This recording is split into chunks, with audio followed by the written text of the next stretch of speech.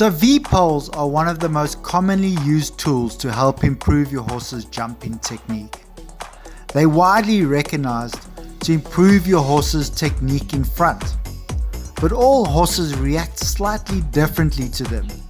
So in some cases, as well as sharpening your horse's technique up in front, they will get your horse jumping round or over the jump, as well as opening their technique up behind. So you can see why they would be so widely used.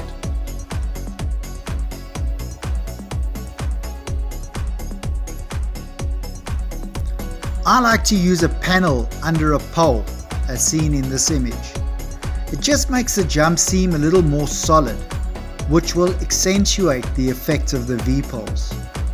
If you don't have a panel, you can use two poles, just one under the other, as shown in this image. I often have two poles close together like this anyway. Makes the top of the jump look a little more solid and makes them a little more careful. So this is basically how you set it up.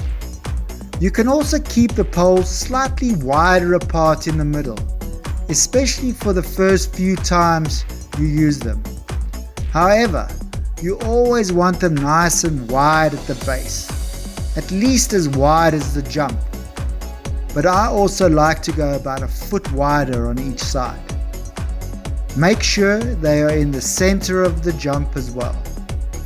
Also, don't forget to give the jump a nice generous ground line, which for those of you that are not sure what that is, it's the pole on the ground, placed about a foot away from the jump.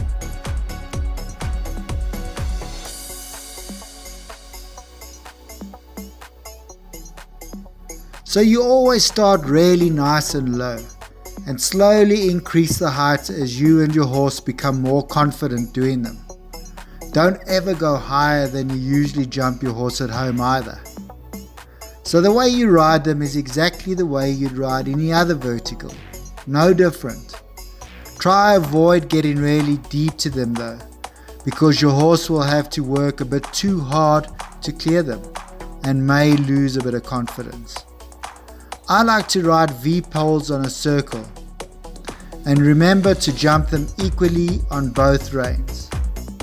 What you can also do to make sure you get a nice ride into the V-poles is place a little cavaletti around 18 paces away from the jump. This will give you a nice even 4 strides to the jump. You can make it slightly more or less than the 18 paces as well, depending on your horse's stride length.